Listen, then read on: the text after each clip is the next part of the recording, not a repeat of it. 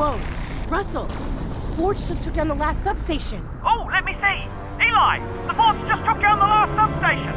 Brace yourself, Alyx! It's gonna come down! What the?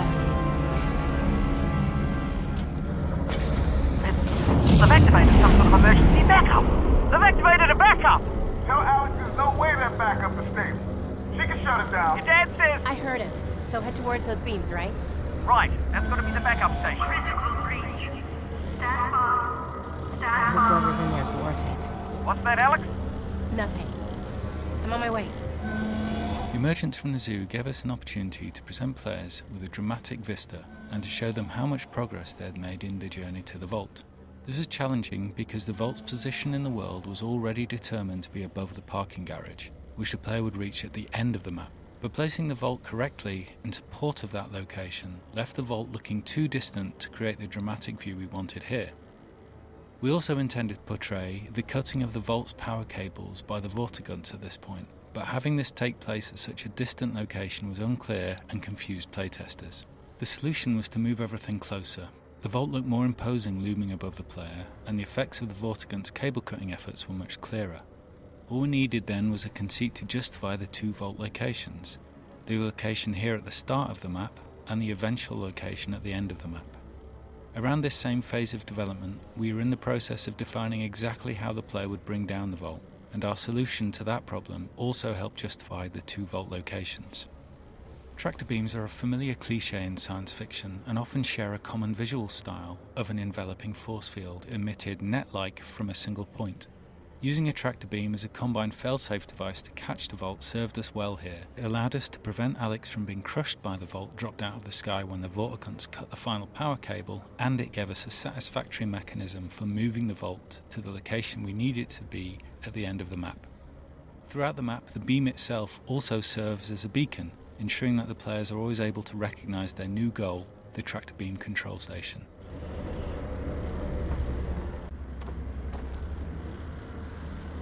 What do you think they're doing in here? Looks like they're milking the leggies.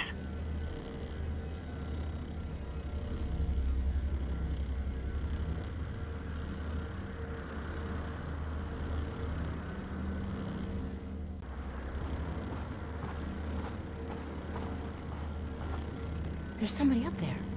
That's not Combine. Maybe a scavenger? Be careful. Why can't you do it? Well, then who is it? Eli, come here! What is it, Russell? Listen to this. Shh. Okay, well, go get them. You took off the entire planet in 7 hours. How is it taking so long? Oh, no, it's fine. I can wait. Oh, sarcasm. Well, I'm thrilled you caught that. Yes, that was sarcasm as well. And just to remind you, the thing I need to talk to your boss about is how we're running out of time. Well, what about if I went and got my supervisor? Would that move the needle on this thing? No, that's the point. I am my supervisor. You're killing me.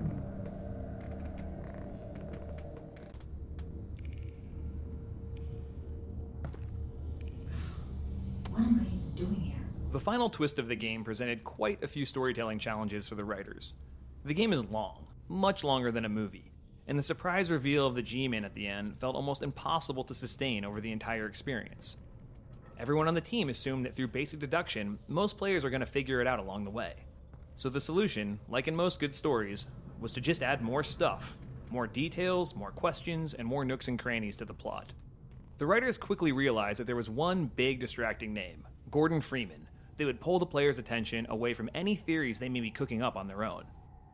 We then realized that we could use the absence of the G-Man in the story and the eerie parallels between the G-Man and Gordon's experiences at Black Mesa to redirect player attention and propel the story towards the final act. If the player thought they had uncovered a new mission to save Gordon Freeman from stasis, then the twist at the end could be secure. To pull it off, the writers created a new, mysterious character, a scientist collaborating with the Combine. This addition came late in the project, so the writers relied on another tried-and-true tact, base the character on an actor we're fond of, and then do our absolute best to cast and record with that person. The chosen actor had struck a particular tone with the writers. She has an easy, in-command confidence, and a smooth southern Missouri drawl. This not only sets her apart from the other characters in the Half-Life universe, but makes the character easy to hear on the page, which is incredibly important when time is short at the end of the project. And once she was in the studio, her pitch-perfect performance assured us that we'd made the correct decision. Of course, then the scene still had to be built.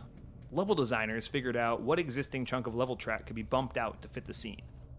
The area we chose previously held some barnacles and a few light puzzle elements, which the designers weren't upset to lose. The level track had to be altered to funnel you into a place where the scene could unfold and the player could eavesdrop without getting a good look at the character. This served two purposes. One was that it would benefit the mystery for the scene to feel furtive and for the identity of the character to remain secret. But also, we could shroud the performance and the intricate facial animation necessary to bring a character to life, all in shadow, for the animators and the choreographers. Like in a lot of cases, not doing the work was the correct thing for both the story and our tight shipping schedule. It's going to be Black Mesa all over again. Well, now I'm telling you it is, Fred. Look, if it's still here when she gets there, he's gone. What in the history of today makes you think you're going to stop her? Look, this guy we've got in there survived Black Mesa. He raised holy hell and then just disappeared. We finally caught him and you're just going to let him go again? Move the box! Survived Black Mesa, then disappeared. Eli, they do have a super weapon. God damn it, Russ, they got Gordon Freeman. Oh, wow. That's good, right? This is very, very good. This is a miracle. All right. So, let's go save Gordon Freeman. Oh, incoming. Hey, give me a second.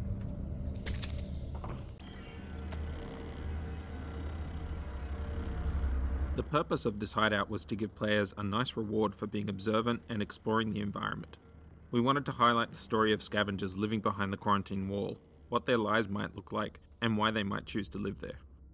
The person who lived here was referred to internally as the Combine Killer, imagined as a person with a grudge against the Combine who has chosen to eke out a living in the quarantine zone, spending their time exacting revenge on unsuspecting Combine patrols, perhaps eventually joining the organized resistance movement portrayed in Half-Life 2.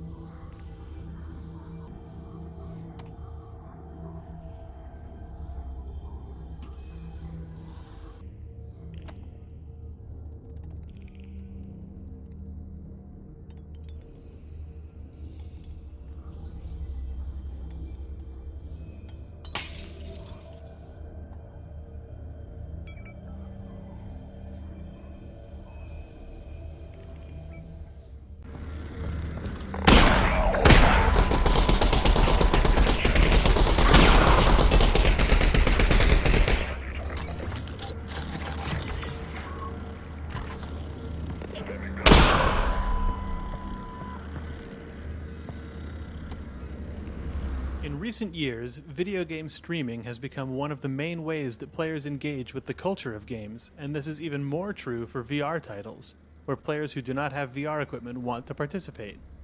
To address this audience, we created a spectator HUD, which displays the VR player's health, ammunition, resin, and the contents of their wrist pockets. This information is overlaid on the 3D scene in the desktop window, and lets viewers track the state of the player's resources, without having to rely on the player to look at their wrist or open up a menu. The Spectator HUD started off as a tool used by the development team to display resources, as well as the state of controller buttons and other diagnostic information. An interesting side effect of this HUD was that it made playtests way more exciting to watch, because we as an audience had information the player wasn't necessarily aware of. For example, playtest observers might realize that a player had barely survived an encounter when the players themselves had never even checked their health. We even saw cases where players killed an enemy with their very last bullet without realizing it themselves. The highs and lows we felt watching our own playtests were something that we wanted to share with the streaming audience, and it's been exciting to see streamers using it in the wild.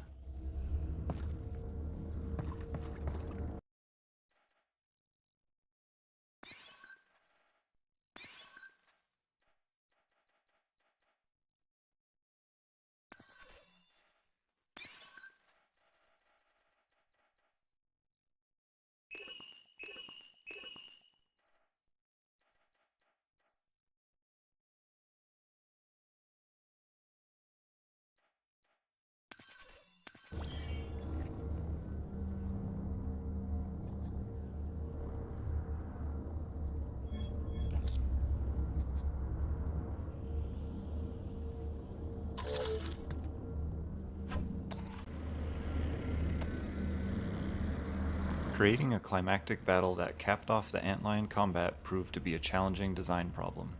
We wanted to create a sustained combat experience that was substantial enough to challenge players who had refined their skills against the antlions. But simply throwing a large number of antlions at the player all at once was not a particularly engaging experience, nor was it compatible with our established combat balancing.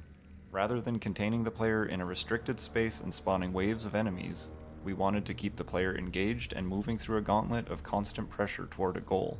To do this, we needed an arena with a clear linear flow and a porous layout that would allow the player to maintain sight of their goal while being flanked by swarms of antlions as they move toward it. This tanker yard, which we had originally built for a narrative scene that was cut from the game, had the properties we were looking for. The long tanker cars lead toward the intended direction of travel, and their positioning requires the player to pay careful attention to their sides and rear as they advance. The combine tractor beam tower is framed at the end of the tracks, providing a clear goal for the player. The placement of the glowing red sign in the direction of the tractor beam was also a deliberate decision, a technique used by the environment artist to subconsciously pull players in the desired direction via visual contrast, even in the event that they've momentarily lost their bearings in the chaos of the battle. The pacing of the combat here was carefully balanced to leave most playtesters on the brink of being overwhelmed and feeling like they made it through by just the skin of their teeth. It took many iterations of enemy placement, ammo and item placement, and player path adjustments to achieve this balance. We ultimately settled on a design that featured a steady stream of advancing antlions, with antlion spitters placed at the far end of the space, applying enough pressure to prevent players from rushing toward the goal. Combine soldiers up on the raised platforms divert player attention to the right-hand flank and provide verticality in target prioritization, adding to the sense of frenzy we sought to create.